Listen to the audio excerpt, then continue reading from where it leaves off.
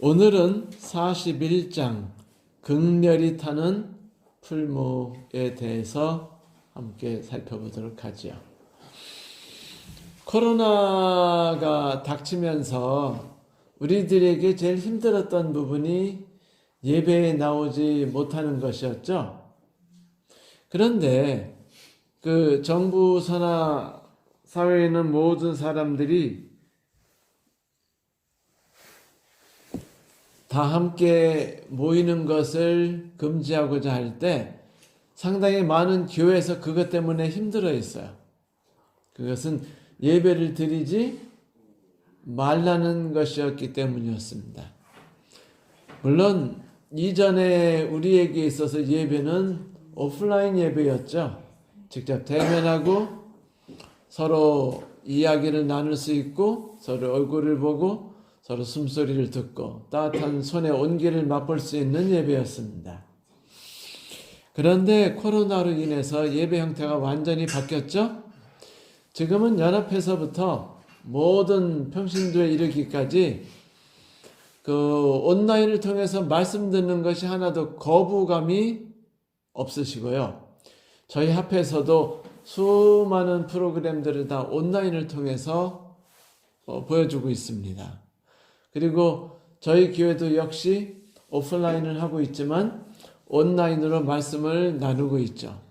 하지만 예배를 드리지 못하게 했을 때 우리들이 얼마나 힘들었나요? 고통스럽고 지쳤습니다. 그것이 단순히 고통스럽게만 하는 것이 아니라 우리들의 신앙을 잃어버리게 할 수도 있어요. 실제로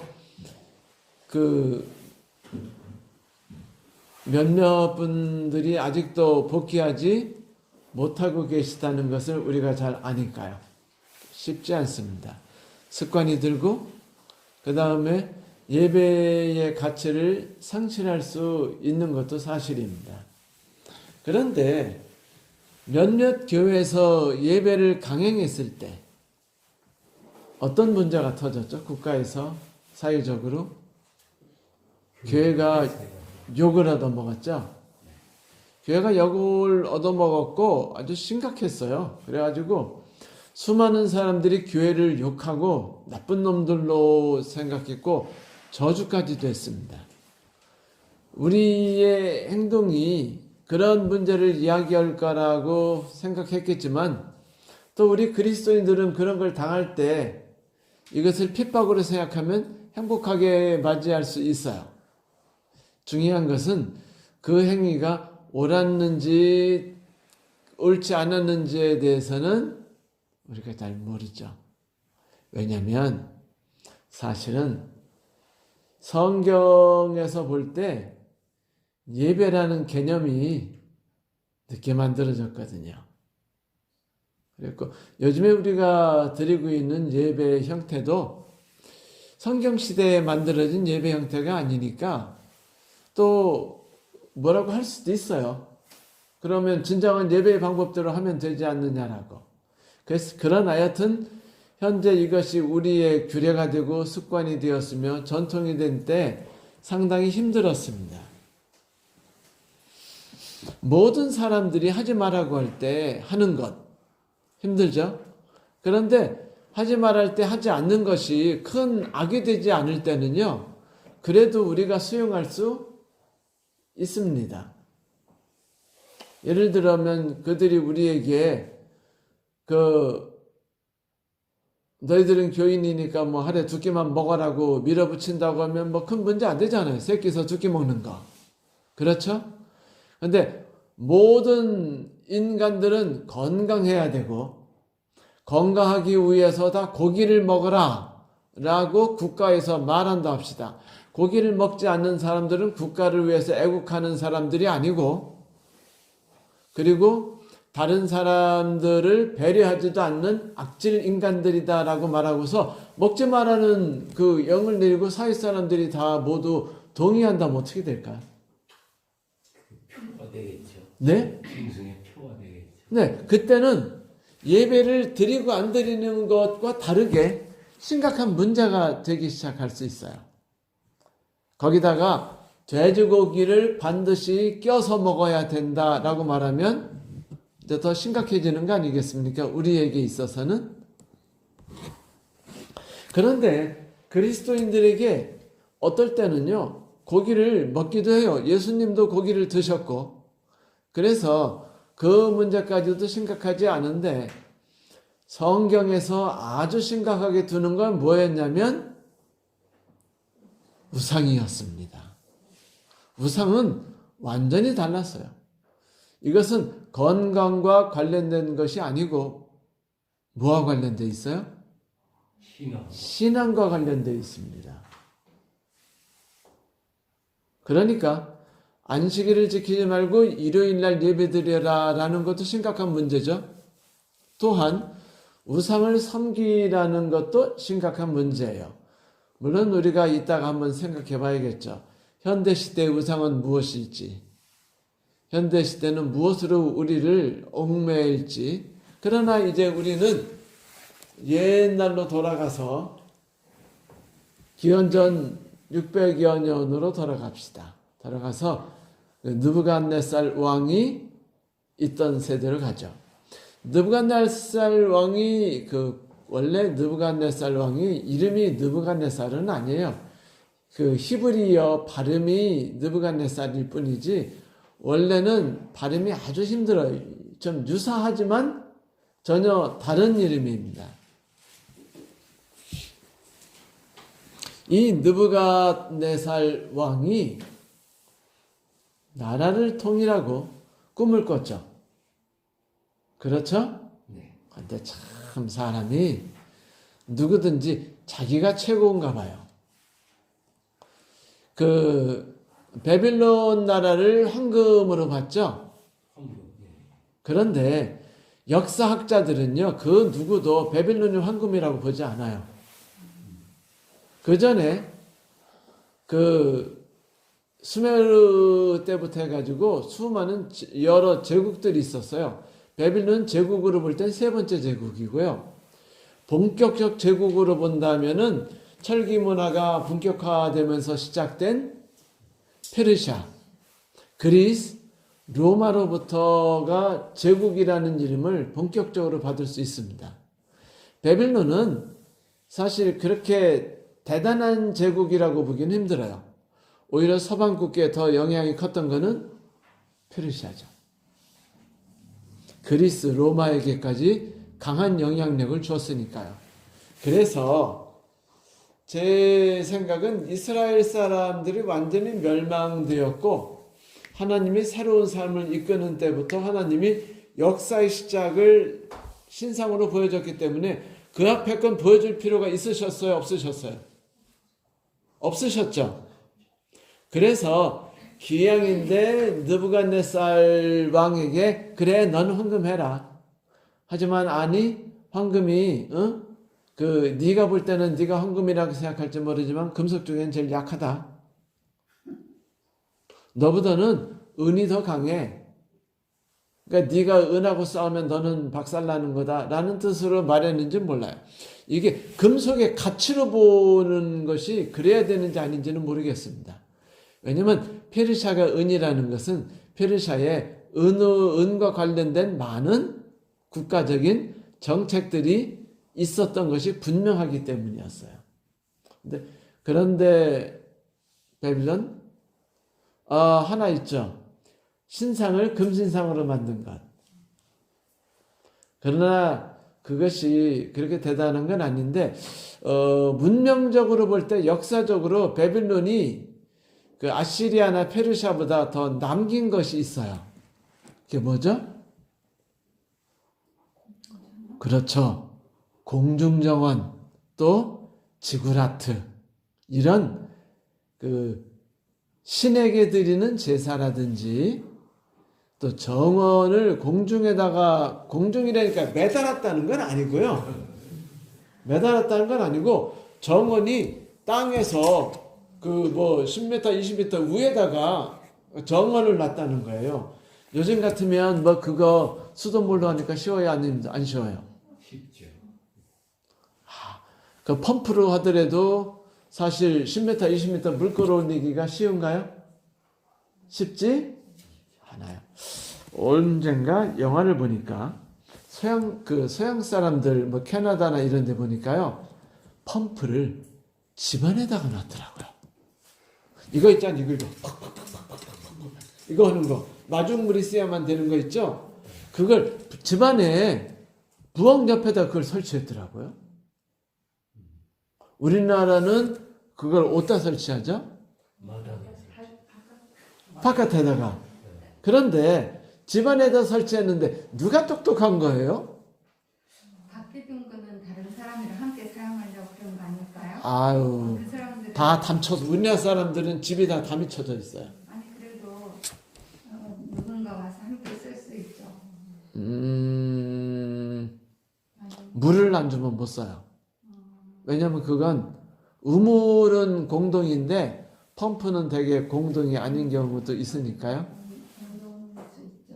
여튼 다양한 방법의 물을 쓰는 법이 있죠. 그런데 공중에다가 어떻게 정원을 놨을까? 그것도 화분 서너 개면은 그냥 물 들고 다니면 되는데 큰 정원이라면 그것도 쉽지 않을 거예요. 그래서 역사적으로 아주 위대한 유산을 남긴 것이 바빌론엔 2개나 돼요. 그것이 어쩌면 그 금이라고 말했는지도 모르죠. 첫째는 종교적으로 볼 때 아주 뛰어난 기념탑 같은 걸 만들었다는 거.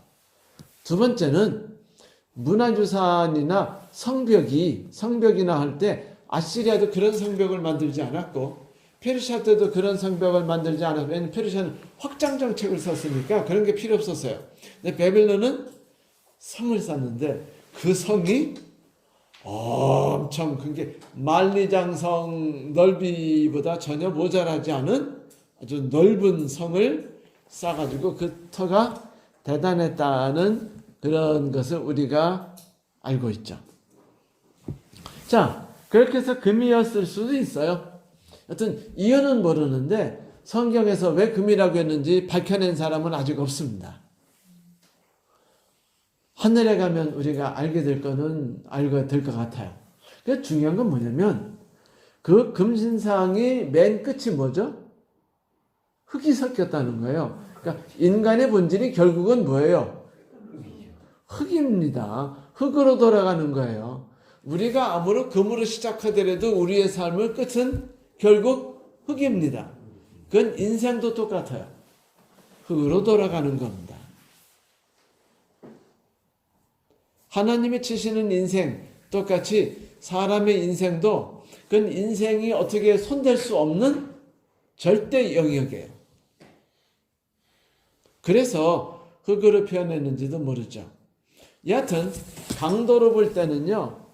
역대상으로 볼 때 로마가 전 세계에서 가장 강대국이고 위대한 문화유산을 만들었고 그래서 그렇지 독하기로 보면은요. 많아요. 그 이슬람 제국의 몇 개 제국들 그리고 그 아시아 쪽에 무서운 종족들이 있었죠.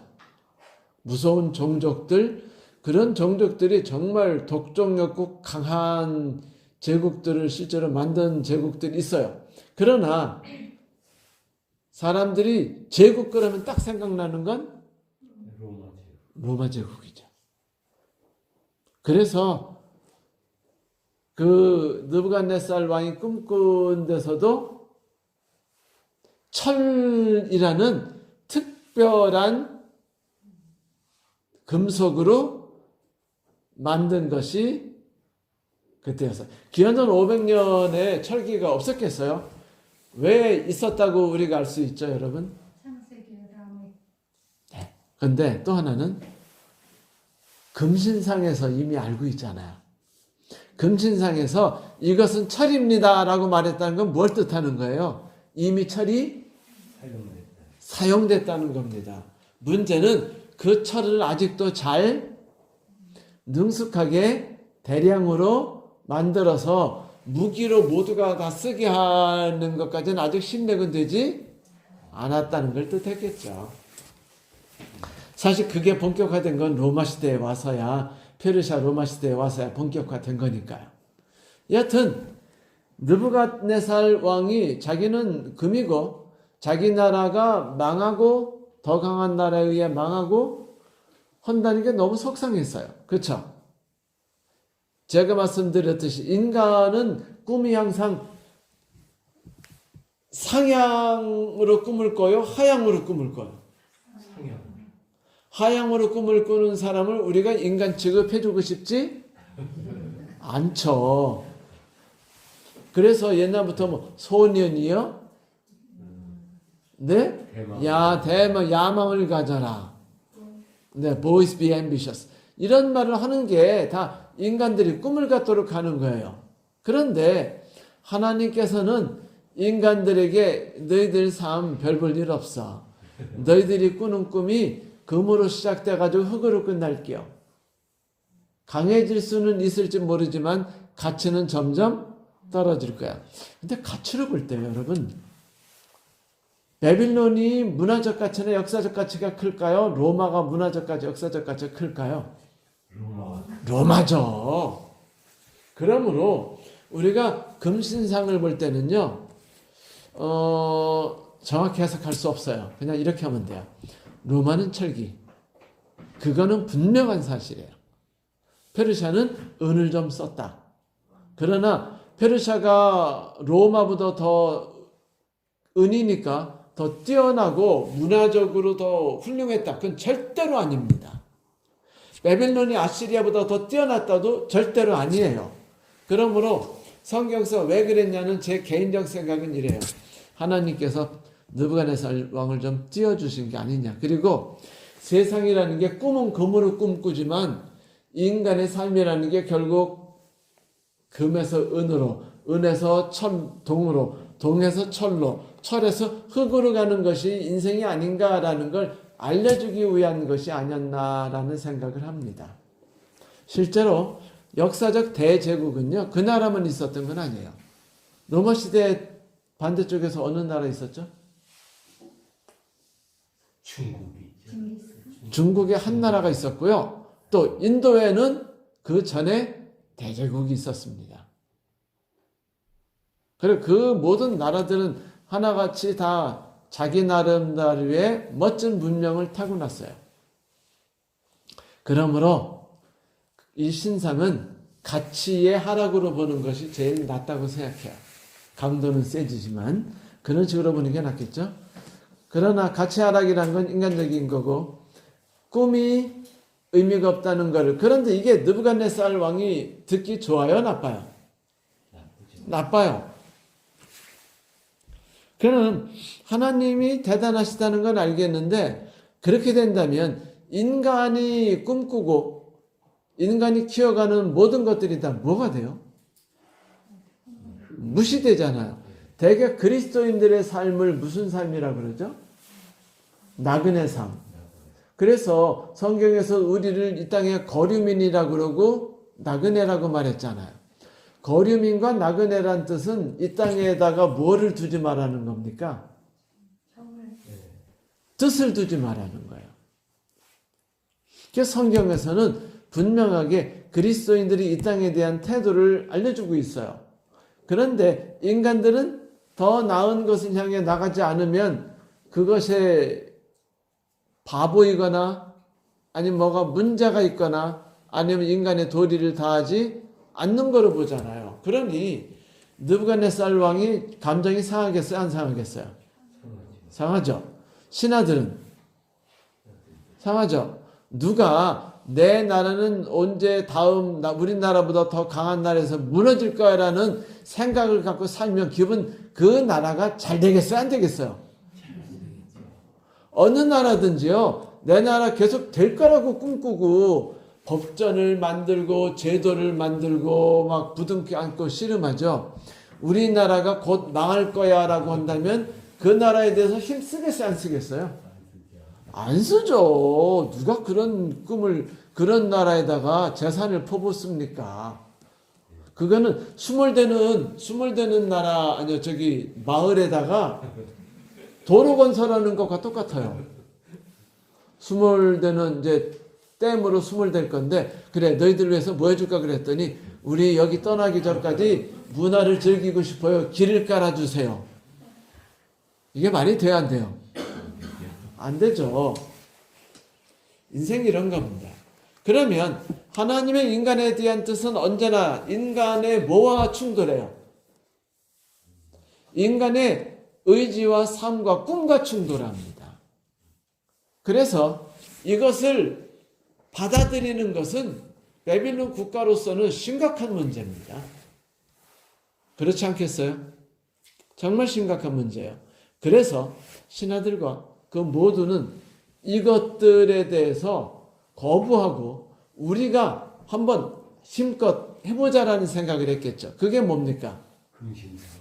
우리들이 의지할 수 있는 힘, 우리들이 의지할 수 있는 권력, 우리들이 의지할 수 있는 부, 우리들이 의지할 수 있는 문화, 문명 이런 것들이겠죠.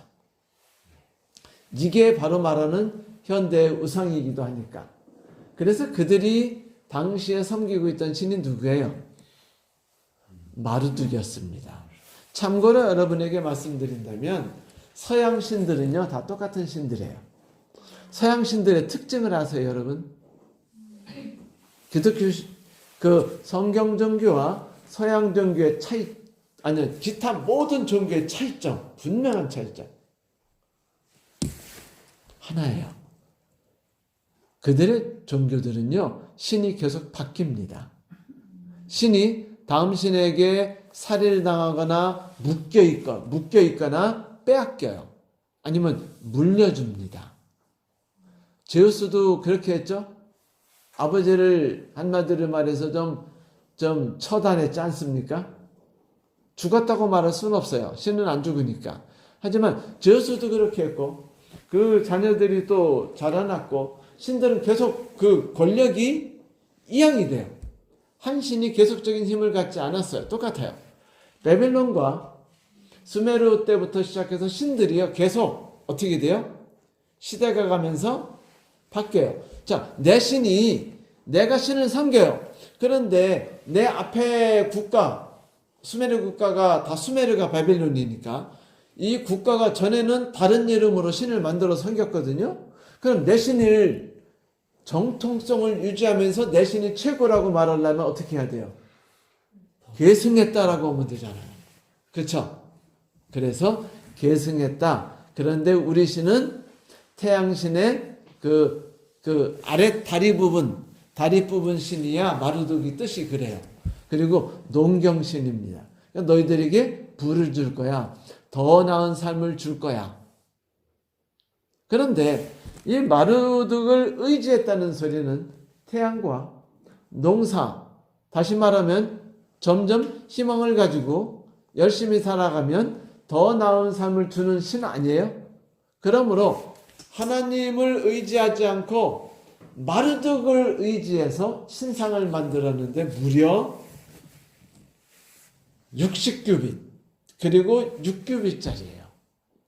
옆넓이 6규빗, 높이 60규빗. 여러분 사람이 그 키가 170이면은요 170이고 옆 넓이가 17cm다. 그러면 사람이 사람으로 보일까요? 그럼 뭐로 보일까요? 그런 인간 보셨어요? 가슴이 옆 넓이가 17cm. 이만큼이죠? 다리는 길고, 팔도 길고, 머리도 길어서, 무려 30m가 되는데, 키가, 그 옆으로 3m밖에 안 돼요. 그 바빌론의 신들에 대한 그림들이 수없이 많지만 그렇게 갈비 그림은 없어요. 그거는 키다리 아저씨 그림에만 나오는 거예요. 해걸음이 질 때 멀리 가는 키다리 아저씨 그림자가 쫙 늘어지니까 얼마나 길어요. 그래서 키다리 아저씨를 보면서 이 주디 게스트가 주디가 꿈을 꾼 게 뭐냐면, 아, 저 아저씨 키가 크구나. 그래서 아저씨 별명을 졌는데 그 별명이 뭔지 알아요? 거미예요. Daddy long leg, 긴 다리를 가지고 있는 아빠라는 거미 이름입니다. 그 태양 그림 때문이에요. 그 정상적인 인간이 아니에요. 그 소리는 신상이 30m라면 대개 상 밑에 뭐를 넣죠? 좌대를 넣죠. 좌대. 좌대가 한 몇 미터? 한 15m 정도 높이 세우고 그 위에 한 15m 정도 쫙 놓으면은 상을 높이 볼 수 있어야 누구나 볼 수 있어요? 안 볼 수 있어요? 볼 수 있죠. 그러나 상은 적절한 사이즈의 신상이 될 수 있어요. 그래요. 그래서 그들이 그런 생각을 합니다.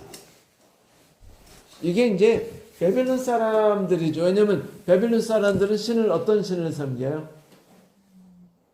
세상 신을 섬기잖아요. 세상을 의지하고 살아가잖아요. 그런데 사람이 세상을 섬기다가 그리스도인이 딱 된 다음에 세상의 모든 걸 버리라 그러고 세상을 의지하지 마라 그러고 자기 힘을 의지하지 마라 그러고 오로지 양이 목자를 의지하는 것처럼 그렇게 의지하라고 말한다면 쉬워요, 힘들어요? 어려워요. 힘듭니다. 그러니 느부갓네살 왕이 하나님의 위대하심을 맛봤다 할지라도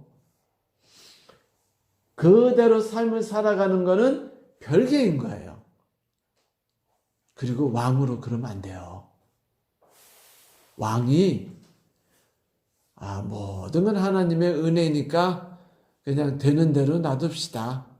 군인도 키우지 말고 하나님이 이 나라를 보호하지 않겠습니까? 하면 되겠어요? 안 되겠어요? 그 왕은 쫓겨내야죠. 결국은 왕은 왕직을 운영하기 위해서라도 나라의 모든 사람도 관직을 운영하기 위해서라도 뭐가 필요해요? 이 나라가 계속해서 영원히 갈 거에 대한 꿈과 희망과 계획과 포부를 발표해야 돼요. 자, 포부 발표하기 제일 좋은 때는 언제죠? 신상을 세우는 겁니다. 그러지 않아도 베빌론에 막 반란 사건도 있었고 그랬어요. 그래서 분위기를 잡고 그들을 교육시키고 한 마음으로 모을 필요도 있었어요, 사실은. 그래서 신상을 만드는 일이 필요했던 거죠. 신상을 만들었습니다. 두라평화라고 한다면 정확하게 표현되지 않지만 어떤 분들은요, 베빌론 성 안에다가 신상을 놨다라고 하는 분들도 있고, 또 다른 분들은 어떤 평야라고 하는 분들도 있는데, 여러분 생각해 보세요. 신상을 놓는다면 황무지다가 놓겠습니까? 사람들이 많이 다니는 데다 놓을까요? 많이 다니는. 네? 많이 놓는 데 놔야지 평야에다 놓겠어요? 안 놓겠어요? 안 놓죠. 그러므로 베빌론 성 안에다가 신상을 놨다고 하는 말이 옳을 가능성이 높아요. 꽤 도성이 컸고 거기에다가 할 수 있는 가능성이 높았어요. 자, 여튼 신상을 세웠습니다. 그러면 단합행동을 보여야 돼요? 안 보여야 돼요? 내 신상을 세웠으니까 다들 오든지 말든지 괜찮아. 안 오면은 안 오는 대로 우리가 그냥 신상에게 절하고 특별한 행사를 하지 이렇게 할 수 있어요? 없어요? 없죠. 이번에 올림픽을 베이징 쏜다니까 비토를 놓는 나라들이 막 생기고 있죠. 저쪽 미국, 영국, 그리고 유럽. 이렇게 되면 어떻게 돼요? 올림픽? 나가리 되는 거죠. 한국이 이때 올림픽 낀다? 그러면은요, 중국한테 사랑받을 수 있어도 전 세계 서방 국가한테는 나쁜 국가로 찍힐 수 있어요. 그럼 한국도 조심해야 돼요. 심각한 문제입니다. 그런데 자율이다 그러면 큰일 나요. 강제성이 있어야 돼요. 그래야지 제가 그랬잖아요. 반란 사건도 있고 나라가 흔들리는 분위기도 있었으니까 단합시키고 우리에게 꿈과 희망을 키우기 위해서 그냥 포부도 설명하고 우리는 이렇게 나라를 키울 거야 라는 이야기도 하고 해야 하니까 이거를 뭐를 빌어서 해야 돼요? 신상이죠. 우리가 믿고 우리가 보여줄 수 있고 누군가 우리를 지지해 준다라는 것. 미국 같으면 뭐예요? 달러, 무기. 그렇죠. 전단 무기. 같은 거예요. 그래서 이것으로 모두를 뭉치게 할 수 있었기 때문에 모두 모이게 했습니다. 그래서 다 모여 각도의 누구들이 모였을까요? 여러분 생각해 보세요. 8.15 기념해야 한다. 그러면 돈이 괜히 다 갈 수 있나요? 아니죠. 거기에는 신분이 확인된 사람들 그리고 꽤 도에서 각 지방에서 이름 있거나 명망이 있거나 인정받는 사람들이 모이죠. 맞아요. 거기도 그런 사람들을 명단을 다 뽑아가지고 참가해라 참가시켰어요. 누구도 참가했을까요? 다니엘과 세 친구 하나냐 미사야 아사야가 이제 여기에 참가한 겁니다. 근데 제가 처음 말씀드렸다시피 그리스도인들에게 있어서 그리스도인들은요 하지 말라는 거를 하는 거는 힘들어요. 하라는 걸 하지 않는 거는요 그래도 부담이 덜 가요. 다시 말하면 예배를 드리는 거를 좀 온라인으로 바꾼다는 건 마음의 부담이 좀 덜하죠. 그런데 돼지고기 먹지 않는데 먹으라라고 하면은요 이건 심각하게 느껴지는 겁니다. 우리에게. 그러므로 이제 이 역시 마찬가지 다니엘의 세 친구 다니엘은 없었으니까 다니엘의 세 친구가 다 모일에서 모였는데 분위기가 심각했어요. 금신상에게 절하는 것만이 아니라 마르둑 신에게 절하면서 국가에 뭐를 하는 거예요? 단합대회를 하는 겁니다. 충성맹세를 하는 거예요. 그런데 충성맹세를 신의 계함을 통해서 통일하고 신이 이 나라를 보소서라고 말하는 거죠. 그렇죠? 그래서 이렇게 되잖아요. 그런데 여기서 거부하는 사람이 있으면 모양새가 좋아요, 나빠요? 나쁘죠? 뻣뻣하게 몇 명이 서 있으면 분위기가 망쳐요, 안 망쳐요? 그러면 왕이 그걸 가만 놔두면 돼요, 안 돼요? 가만 놔두면 사람들이 뭐 안 해도 되는구나. 그럼 내가 이 나라에 충성 안 해도 되고 그러면 이제 그런 거 한 다음에 뭐 하겠어요? 금으로 벗어요. 이걸 흙으로 부었거나 나무로 짰겠죠. 그래서 흙으로 씌웠거나 한 다음에 금으로 살짝 입혔겠죠. 이런 게 여러분 어디에 있는 줄 아세요? 이런 금신상? 금으로 깐 거? 태국. 그 와불이 그게 길이가 한 50m 되나요? 네? 100m? 그러니까 그 신상에 그 금으로 바른 신상에 비하면은요 바빌론에 있는 신상은 그냥 쫓겨난 거예요. 네? 쫓겨난 거예요. 근데 이 신상에게 다 절하게 하는데 안 절하는 거에 대해서 강제 조항을 두지 않으면 안 돼요. 강제 조항을 안 두면 누가 모욕당하는 거예요? 신이. 두 번째 누가 모욕당하는 거예요? 왕이. 그 다음에 제도와 권력이 모욕당하는 겁니다. 이거는요 둘이 죽고 사는 거예요. 너 죽고 나 죽자입니다. 그래서 사람 부부싸움 할 때도요 적당히 싸워야지 서로 간에 심각한 문제까지 나가면 안 되잖아. 예를 들어 그래 이혼하자 이렇게 되면은요 이혼 안 하더라도 마음의 상처 입어야 안 입어요? 되게 누가 입죠? 남편이 입나요? 아내가 입나요?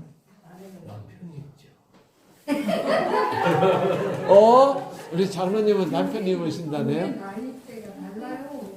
맞아요. 전화 때는요 목사님 나이 아니에요? 백수라 그래가지고 백수도 세 종류래요. 네? 화려한 백수 되자마자 3개월 동안 막 전화가 불 붙어가지고 빨리빨리 뭐 술 마시러 나와라 하는 친구들이 들비할 때 3개월 지나서 불쌍한 백수 아무도 전화 안 와가지고요 전화기 붙들고 전화 오길 기다리는. 세 번째는 마포불백 마누라도 포기한 백수. 불쌍한 백수가 이제 된다는 말이 있어요. 나이가 들면 남자가 좀 심리적으로 더 약한 건 사실이에요. 여자보다. 근데 일단 상처는 되게 여자가 더 많이 받죠. 왜냐면 여자는 가정을 중심으로 하고 우리라는 생각이 남자보다 더 강하거든요. 그런데 이렇게 막 나가는 건 위험한 거예요. 그런데 다니엘이 새 친구로서 금신상에게 절하는 건 뭐죠? 하나님에 대한 대신. 하나님에 대해서 나는 이제부터 하나님을 의지하지 않겠습니다라는 겁니다. 섬긴다는 게 뭐죠? 절한다는 게 나는 당신을 의지합니다. 또 당신께 나의 삶 모든 것을 내맡깁니다. 그런데 그 신상에게 절하는 순간에 나이가 뭐를 공포하는 거예요? 사람들에게. 나는 하나님을 더 이상 섬기지 않습니다. 두 번째, 하나님을 더 이상 의지하지 않습니다. 하나님은 나의 신이 아닙니다. 이제 나의 신은 누굽니다? 마르둑입니다.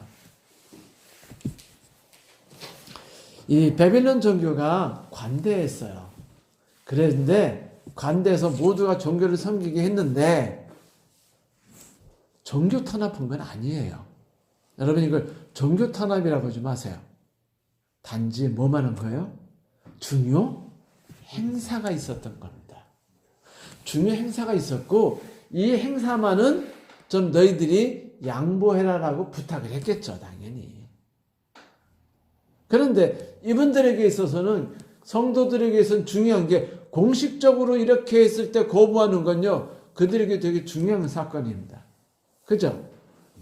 그런데 여러분 여기서 우리가 짚고 넘어가야 할 게 뭐냐면 하나님을 거부하는 방법은 두 가지 방법에 의해서라고 그랬죠? 첫 번째는 이집트에 굴복하든지 두 번째는 바벨론에 굴복하는 겁니다. 바벨론에 굴복한다는 소리는 핍박과 권력과 힘에 굴복한다는 소리고요. 그러면 이집트에 굴복한다는 건 뭐죠? 세상과 타협한다는 거예요. 타락한다는 겁니다. 그러므로 하나님께서 우리들을 이집트로 데려가지 않고 바빌론에 데려갔다는 건 뭐예요? 너희들의 개인적 삶은 세상의 권력 속에서 그들의 핍박 속에서 어떻게 된다는 겁니까? 강해진다. 거기서 하나님의 하나님됨을 보여줄 수 있다라는 겁니다. 그래서 여기서 신앙이 무너지거나 타락하지 않아요. 반면에 이집트로 가면 어떻게 되죠? 거기는요 핍박하지 않아도 돼요. 알아서 타락하고 있어요. 우리는요 알아서 타락해요. 아주 편하게. 그리스도인들이 너무 웃긴 게 제가 옛날에 말씀드렸잖아요. 북쪽에 오는 세력에 대해서는 적개심을 가지고 싸우는데 남쪽의 세력에 대해서는 아주 마음을 열어줘요. 그래서 이집트로 못 내려가게 막은 겁니다. 예레미야 때도.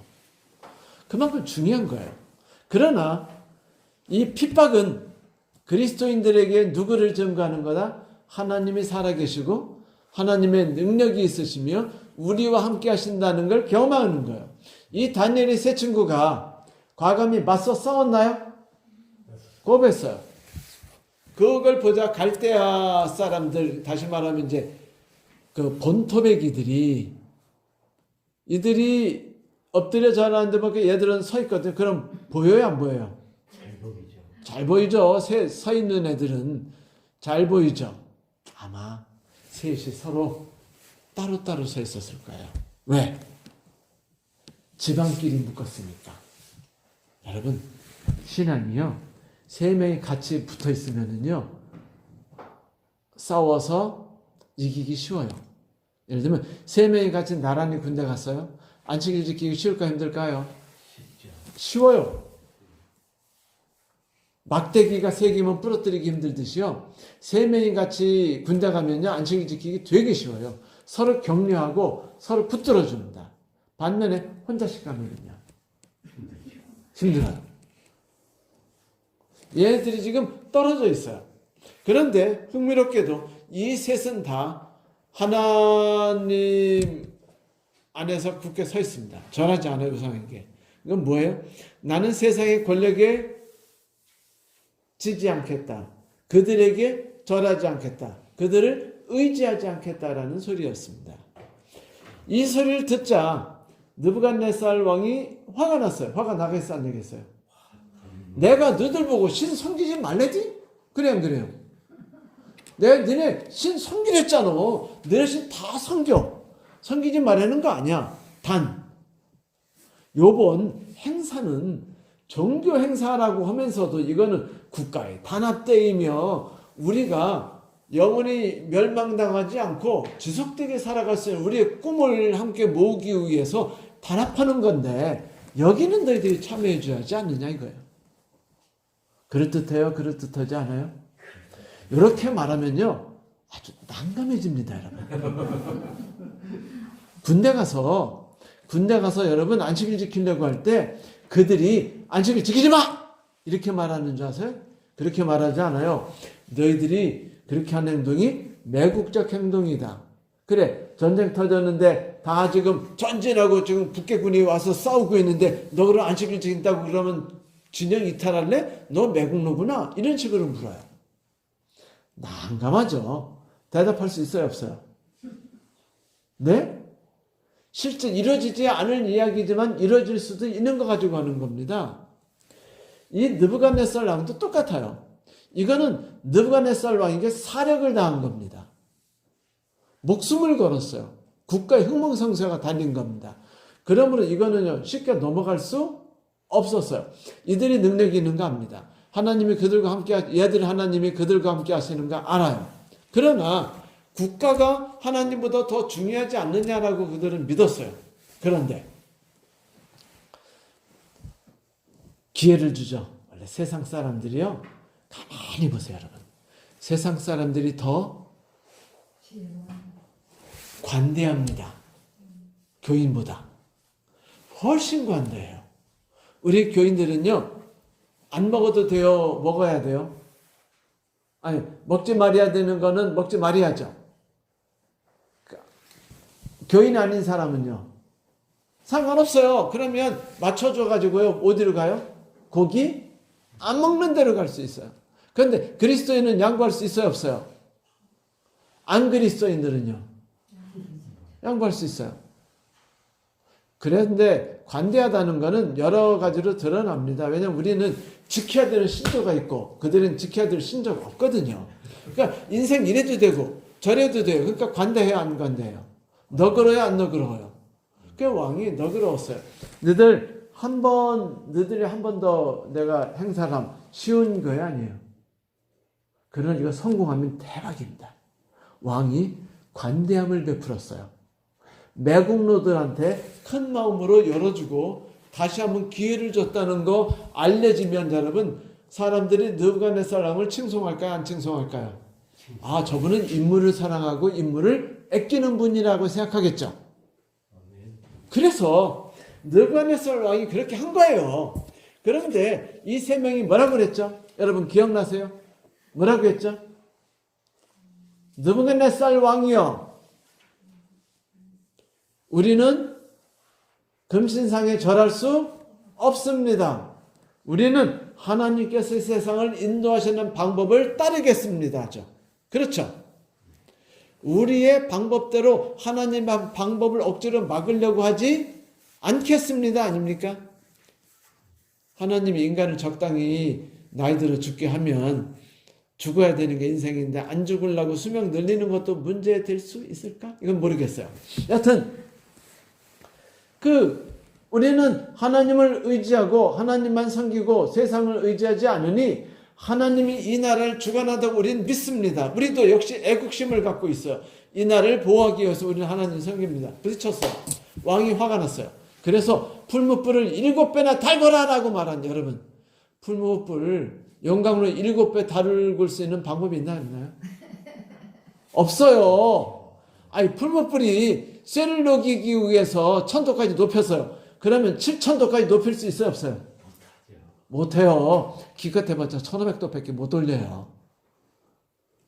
그러니 그냥 7배로 올리라는 거는 최고로 올려가지고 얘네들이 그냥 극렬히, 근데 왕이 느부갓네살 참 바보 아니에요? 그랬더니 이렇게 해야 돼요. 저 같으면 이렇게 하겠어요. 불 온도를 최고로 낮춰라. 왜죠? 고통스럽게. 네? 불을 꺼라. 그래 숯불만 남겨놔라. 그리고 집어넣어라. 지사님 이게 나을까요? 아니면 7배로 뜨겁게 하라가 나을까요? 네? 이거 뜨겁게 하는 게 낫죠. 빨리. 아유, 당하는 분에게는요, 들어가자마자 던지는 사람이 던지자마자 타 죽었잖아요. 그러니 감사한 일이죠, 이건. 죽는 것도 모르고 죽어요. 느부갓네살이 실수했다니까요. 이거는 그들 생각해서 했는지는 모르지만 여하튼 던졌는데, 그래서 이제 씩씩거리다가 그래도 이걸 통해서 뭐를 살린 거예요? 법과 질서를 유지시킨 겁니다. 그런데 문제가 터졌어요. 이 안에서 이들이 살아있는 겁니다. 묶여있던 줄은 풀어지고 옷은 안 타요. 근데 3명이 있었는데 누가 있어요? 4명이 있어요. 근데 4번째 사람을 가만히 보니까 신들의 아들 같아요. 여기에 대해서는 해석이 2가지입니다. 첫째는 신들이라는 거는 이 바빌론에는 신들이 많아요, 안 많아요? 많죠. 신들 중에 한 분이다 라고 말하는 것이 있고요. 또 하나는 예수 그리스도라는 이론도 있습니다. 근데 어느 이론이 옳은지는 아무도 몰라요. 거기에 대해서는 저도 어느 쪽이라고 말씀 못 드려요. 왜냐하면 느부갓네살 왕에게 예수 그리스도를 말할 수 있도록 다니엘이 똑똑했나요? 그렇게까지? 그 당시 예수 그리스도에 대한 정확한 정보가 있었나요? 그렇게 많지 않았어요. 그러므로 그렇게까지 말할 수 있었다고 생각하지는 않습니다. 하지만 그럴 수도 있어요. 최소한도 예언의 이사야 선지자 예언에 보면은 그 메시아가 날 것과 처녀가 잉태하여 자녀를 낳을 것이 있어요, 없어요? 있으니까 다니엘이 그거를 읽었다면은 거기에 대한 기본적 지식은 있을 겁니다. 그러면 역사에 대해서 왕이 물어보면 이야기도 했을 거고, 그런 얘기를 왕은 뭐로 들었을까요? 그냥 재밌는 이야기 듣듯이 들었겠죠. 그러니까 이게 쟤들이 말하는 그 하나님인가 보다. 이 땅에 자주 내려오는 하나님, 야곱에게도 내려왔다고 말하고 뭐 다윗에게도 참 만났다고 하는 그 하나님, 그인가 보다라고 이제 생각했겠죠. 그래서 그걸 보더니 얘들아 나와라라고 말해요. 나왔어요. 그러자 왕이, 그들은 이야기 끝 더 없어요.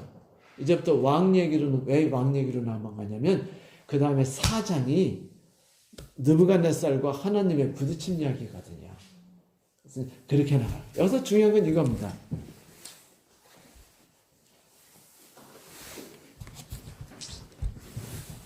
그들이 어떤 경우도 뭐 하지 않았어요?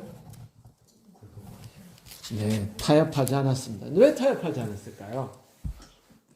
여러분, 우리 여기에 대해서 우리 두려워할 필요가 없어요. 자, 이건요, 꿈과 길과 이상이 다르기 때문이에요. 우리는 그들을 거부하는 게 아니에요. 우리는요, 이 땅이 목표가 아니라 어디가 목표인 사람들이죠? 이 땅을 넘어서 더 나은 삶, 천국이 목표예요. 그리고 우리는 이 세상의 삶을 누가 인도하신다고 믿죠? 그럼 내 삶은? 그러면 여러분, 귀중한 물건을 갑자기 잊어먹었어요. 그럼 급하게 엎드려서 기도한다는 건 뭘 뜻하죠? 하나님이 찾아주실 거를 간구하는 거 아닙니까? 결국은 내가 할 수 없는 모든 일에 대해서 누가 인도하신다는 것? 그래서 언제나 성경이 이렇게 말해요. 너희는 가만히 있어 내가 하나님 됨을 알지어다. 그래요. 성경은 언제나 이렇게 말합니다. 너희는 가만히 있어 내가 하나님 됨을 알지어다. 가만히 있으라는 게 뭐예요? 안식일이랑 똑같은 거예요. 우리가 힘써 내 모든 일을 이 세상에서 분투하는 거를 놓고 하나님이 나를 위해 하시는 길에 들어가라 라는 게 안식일 아니에요? 똑같습니다.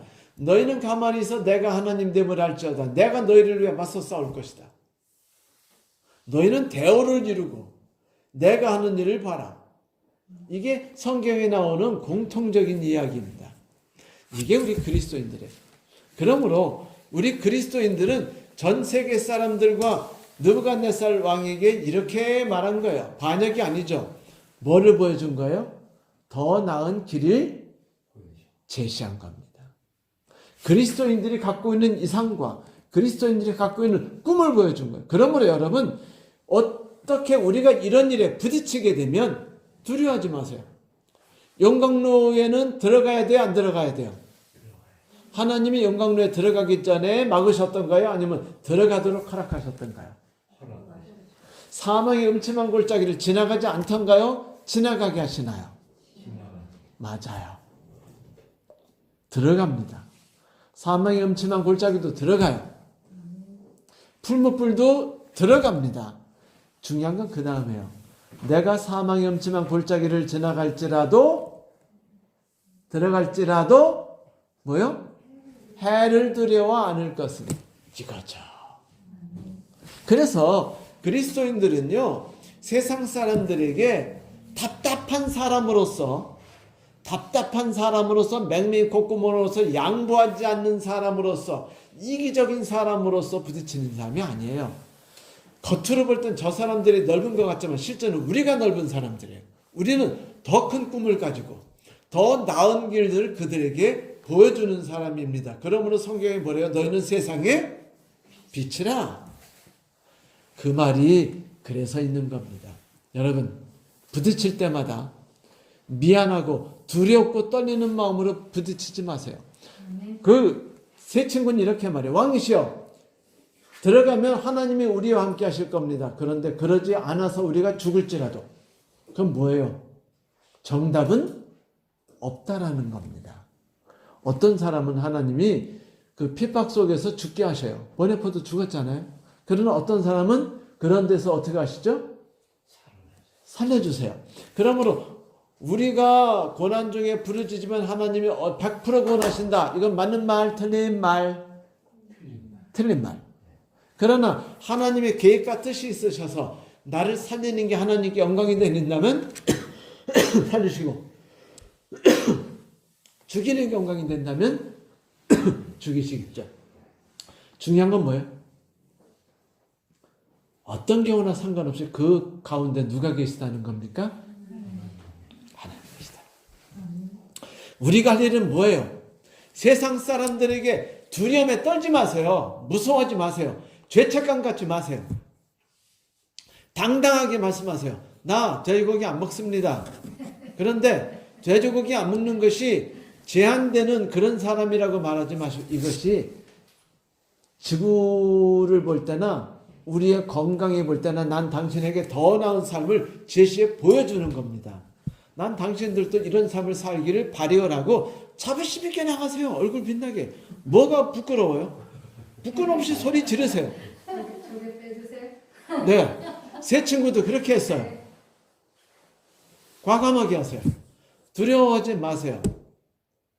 다니엘과 세 친구는요, 하나님이 함께 하실 것을 믿었을 뿐 아니라 자신이 하나님을 섬기는 것에 대해서 공공연하게 자신감 있게 표현도 했어요. 나의 길은 따라해보세요. 나의 길은 다르다. 나의 길은 달라. 나의 꿈은 더 높다. 나의 꿈은 더 높다. 그렇죠. 이게 그리스도인의 삶입니다. 우상에게 왜 절하지 않느냐고요? 그렇게 대답하세요. 나의 길과 나의 꿈에 대해서.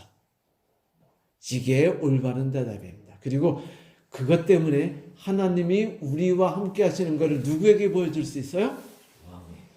왕에게, 세상 사람에게 보여줄 수 있습니다. 만약 우리들이 모난 못이 뭐 맞는다? 튀어나온 못이? 정에게 맞는다. 이런 소리만 해대가 그래서 그리스도인들 그러면 안 돼. 이렇게 하면 안 돼요. 양보하지 마세요. 이건 그렇게 하는 논리로 대답해야 되는 게 아니라 꿈이 다르고 이상이 다르며 길이 다르며 삶이 다르다고 말해요. 우리가 훨씬 아름다운 거고 아름다운 걸 제시하는 사람이고 우리는 소금처럼 맛을 내주려고 하고 그리고 빛처럼 그들에게 밝고 아름답고 가치 있는 걸 보여주는 사람이기 때문입니다. 그래서 신앙을 올바로 지켜야 된다고 믿으십시오. 아멘입니까? 아멘. 자, 기도합시다. 오늘은 제가 기도할게요.